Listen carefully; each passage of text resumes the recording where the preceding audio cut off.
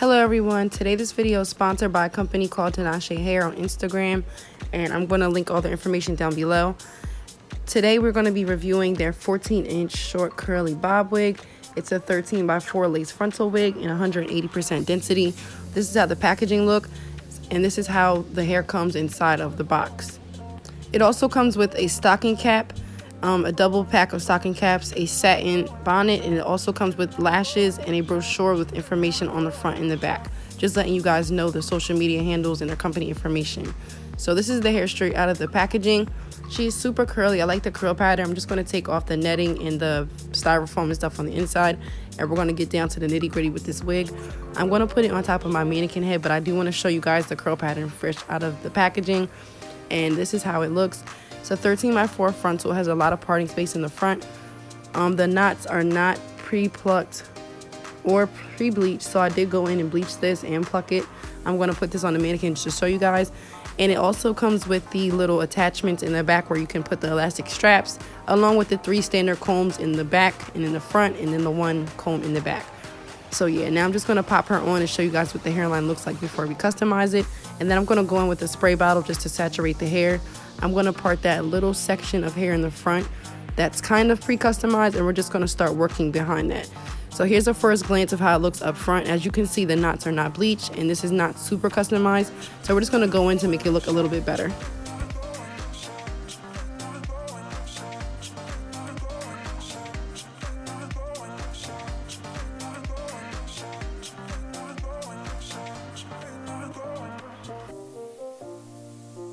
So now that that section of hair is parted away in the front, we're just going to clip her back, and I'm going to start plucking this. I did speed this process up because this wig was 180 densities, which means it's very thick. It has a lot of hair.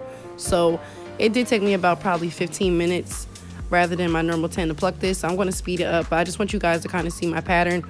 I like to go behind the baby hair in the front first, or the pre-customized part, and then I like to pull it all back and then go back in the front and just make everything look smooth and blend together. So yeah, I'm just going to show you guys what I'm working with.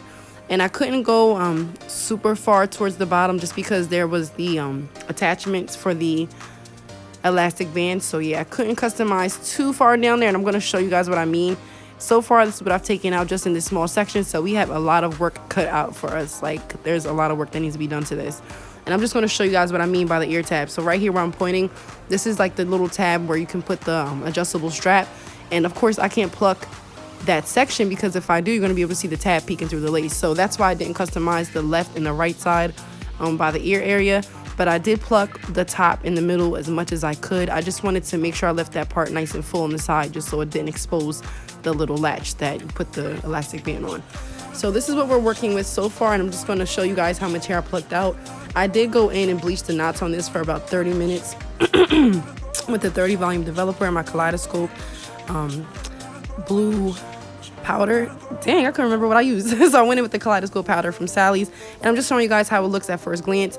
I did use some of my foundation to just blend the lace.